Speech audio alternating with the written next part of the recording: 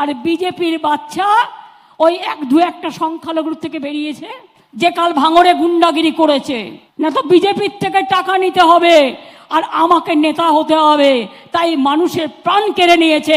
লজ্জা করে না একটা এমএলএ হয়ে তার বড় বড় কথা। বন্ধুরা, স্ক্রিনে যে ভিডিওটা দেখলেন, এই ভিডিওটা দেখে আপনাদের হয়তো আর বুঝতে কোনো সমস্যা হয়নি যে মমতা বন্দ্যোপাধ্যায় একজন পশ্চিমবাংলার মুখ্যমন্ত্রী, তিনি যে নওশাদ সিদ্দিকীকে ভয় পাচ্ছেন না, এটা কিন্তু পরিষ্কার এই ভিডিওতে বোঝা গেল। এখন কথা বলবো, বিস্তারিত গভীরতম আলোচনা করব যে একজন মুখ্যমন্ত্রী পশ্চিমবাংলার, তিনি কি সত্যি একজন এমএলএকে, ভাঙড়ের বিধায়ক এমএলএকে তিনি কি সত্যি ভয় পাচ্ছেন? আজকে পুরো এই ভিডিওতে বিস্তারিত গভীরতম বিশ্লেষণ করব, তাই ভিডিওটি অবশ্যই প্রথম থেকে শেষ পর্যন্ত দেখুন। বন্ধুরা, বাংলার রাজনীতি আজ এক আগুনের মাঠ। আজ আমি তোমাদের সামনে একটাই প্রশ্ন রাখতে চাই, কেন মমতা বন্দ্যোপাধ্যায় ভয় পাচ্ছেন? তিনি তো একদিন বলতেন, কাউকে ভয় পাই না আমি, বিজেপি এলে আমি একা সামলাবো, সিপিএম এলে আমি একা সামলাবো। কিন্তু আজ তিনি কাঁপছেন বিজেপিকে দেখে নয়, সিপিএমকে দেখে নয়, কংগ্রেসকে দেখে নয়। আজ মমতা বন্দ্যোপাধ্যায় কাঁপছেন একটাই নাম শুনে, সেটা হচ্ছে ভাঙড়ের এমএলএ বিধায়ক অর্থাৎ ফুরফুরা শরীফের পীরজাদা নওশাদ সিদ্দিকীকে দেখে।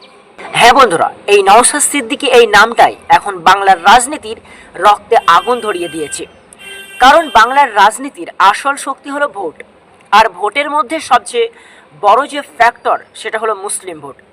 আজ যদি আমি তোমাদের একটা সহজ অঙ্ক করে দেখাই যে বাংলার হিন্দু ভোটের বড় অংশ অনেক আগেই বিজেপির দিকে চলে গেছে, আর যারা বিজেপিকে প্রথম থেকে ঘৃণা করে তারা কিছুটা হয়তো তৃণমূলের দিকে ঝুঁকে থাকবে, কিন্তু বাস্তব হলো সংখ্যার হিসেবে মুসলিম ভোট ছাড়া মমতা বন্দ্যোপাধ্যায় ক্ষমতায় টিকে থাকতে পারবেন না। এটা মমতা বন্দ্যোপাধ্যায় নিজেও জানেন, বিজেপিও জানে। তার সবচেয়ে বড় কথা, মুসলিম সমাজে এখন বুঝে গেছে মমতার আসল খেলা। কারণ নওশাদ সিদ্দিকী যখন মুসলিমদের ওয়াকফ বিল বাতিলের জন্য তিনি মমতা বন্দ্যোপাধ্যায়কে বলেছিলেন, মমতা বন্দ্যোপাধ্যায় বলেছিলেন যে আমি নামবো, বাট মমতা বন্দ্যোপাধ্যায় সেদিন আর নামেনি। কিন্তু নওশাদ সিদ্দিকী সেই প্রতিবাদ করার জন্য ওয়াকফ বিলের দাবিতে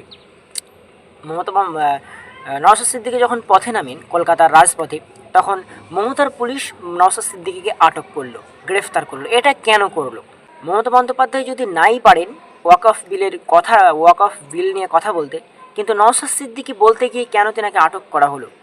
ঠিক কয়েকদিন আগে নওশাদ সিদ্দিকী রাজপথে যে মিছিল করছিলেন, সেই মিছিলে কোনো অস্ত্র ছিল না নওশাদ সিদ্দিকীর কাছে, কোনো বোমা ছিল না, কোনো সন্ত্রাস ছিল না, ছিল শুধু সাধারণ মানুষের দাবি, গরিব মানুষের কথা, বঞ্চিত মানুষের আওয়াজ। সেই সময় হঠাৎ পুলিশ ঘিরে ফেলে মিছিল চলাকালে, পুলিশ লাঠি চালানো হয়, ধাক্কাধাক্কি হয়, আর শেষ পর্যন্ত একজন নির্বাচিত এমএলএকে গ্রেফতার করে নিয়ে যাওয়া হয়। এখন বন্ধুরা, আমি তোমাদের জিজ্ঞেস করি, একটা প্রশ্ন রাখতে চাই, এটা কি গণতন্ত্রের ছবি? একজন মানুষ যিনি ভোটে জিতে এসেছেন, মানুষ যাকে বিশ্বাস করেছে, তিনি রাস্তায় মানুষের দাবির কথা বলতে নামলেন আর তাকে মেরে ফেলে নিয়ে গেল পুলিশ। এটা কি বাংলার মানুষ সহজভাবে নেবে, বিশেষ করে মমতা বন্দ্যোপাধ্যায়কে? না বন্ধুরা, মানুষ এটা ভালোভাবে মনে রেখেছে। বাংলার মানুষ স্পষ্ট বলছে, আমরা এতদিন ধরে মমতাকে ভোট দিয়েছি এই ভেবে যে উনি আমাদের পাশে থাকবেন, আমাদের কথা বলবেন, কিন্তু আজ তিনি আমাদেরই নেতাকে দমন করছেন, আমাদের চোখের সামনে আমাদের আশা নওশাদকে জেলে পুরে দিচ্ছেন। তাহলে আগামী দিন আমরা কেন আবার সেই মানুষটার ওপর ভরসা করব? এখানেই মমতার আসল ভয়, আর মমতা বন্দ্যোপাধ্যায়ের এখানেই আসল ভয়। আজ মুসলিম সমাজের মধ্যে যে আলোচনা চলছে সেটা একটাই, আমরা এতদিন ভুল করেছি মমতা বন্দ্যোপাধ্যায়কে ভোট দিই, এবার ভুল করব না, এবার আমাদের ভোট যাবে নওশাদের দিকে। আর এই কথাই মমতার রাতের ঘুম উড়িয়ে দিয়েছে। কারণ মমতা বন্দ্যোপাধ্যায় তিনি ভালোভাবে জানেন, মুসলিম ভোট একবার যদি সরে যায় মমতার দিক থেকে, তাহলে তার গদি ভেঙে যাবে। এটা কিন্তু 100% কোনো নিশ্চিত, ঠিক আছে? কারণ এটা মমতা বন্দ্যোপাধ্যায় জানে, এটা সব পাবলিকের ভালোভাবে জানে। মমতাকে জিতিয়ে রেখেছেন, পশ্চিমবাংলার একজন মুখ্যমন্ত্রী করে দাঁড় করিয়ে রেখেছেন, গদি ধরিয়ে দিয়েছেন, সেটা হলো মুসলিম ভোটে, হিন্দু ভোটে নাই। এটা কিন্তু ভালোভাবে রিসার্চ করে দেখবেন। আর মমতা বন্দ্যোপাধ্যায়কে যদি কোনো মুসলিম ভোট না দেয়, তাহলে কিন্তু মমতা বন্দ্যোপাধ্যায় হিন্দু ভোটে জিতবে না, 100% হারবে। বিজেপির সঙ্গে লড়াই করার কোনো শক্তি থাকবেও না তখন মমতার। বিজেপির একদিকে শক্তিশালী হিন্দু ভোট, আর অন্যদিকে যদি মুসলিম ভোট চলে যায় তাহলে তো নওশাদের কাছে, তাহলে মমতার দলে থাকবে কারা?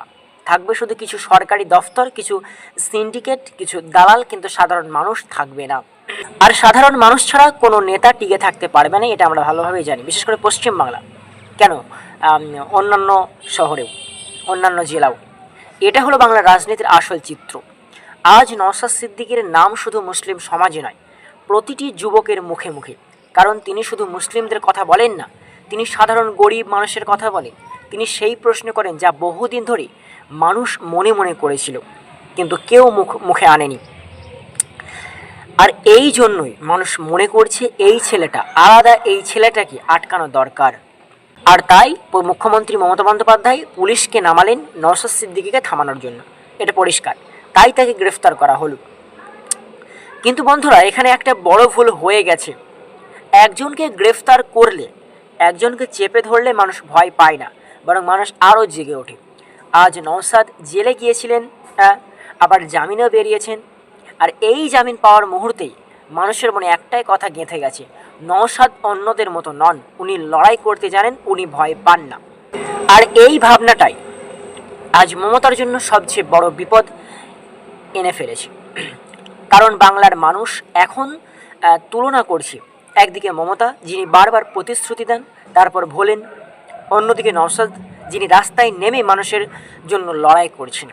মানুষ বলছি এবার আমাদের ভোট যাবে সেখানে যেখানে সত্যিকারের লড়াই আছে। এখন বন্ধুরা, তোমরা নিজেরাই বলো, ভেবে দেখো, এবার নির্বাচনে 2026-এর মুসলিম ভোট যদি 60 থেকে 70% নওশাদের দিকে চলে যায়, তাহলে মমতার কী অবস্থা হবে? বিজেপি তো আগেই শক্তিশালী, আর বিজেপি, হিন্দুরা তো বিজেপিকেই চাইবে, বিশেষ করে এখন যে যেমন যুগ হয়ে গেছে, চোরের রাজনীতি হয়ে গেছে। তাহলে মূল কথা হচ্ছে মমতার আর কোনো রাস্তা খোলা থাকবে না। এই কারণেই মমতা বন্দ্যোপাধ্যায় আজ এতটা ভয় পাচ্ছেন। বন্ধুরা, এই ভিডিওতে নওশাদ সিদ্দিকীকে কেন মমতা বন্দ্যোপাধ্যায় ভয় পাচ্ছে, আজকে বিস্তারিত গভীরতম আমি একটা ছোট্ট এই ভিডিওর মাধ্যমে তোমাদের সাথে আলোচনা করেছি, গভীরতম বিশ্লেষণ করেছি। কোনো জায়গায় যদি ভুল হয়ে থাকবেন অবশ্যই ছোটো ভাই হিসেবে ক্ষমা করবেন, কিন্তু ভুল হলে অবশ্যই ভুলটা ধরিয়ে দেবেন। তাই আজকের মতো বিদায় নিচ্ছি। সকলে ভালো থাকুন, সুস্থ থাকুন, ধন্যবাদ।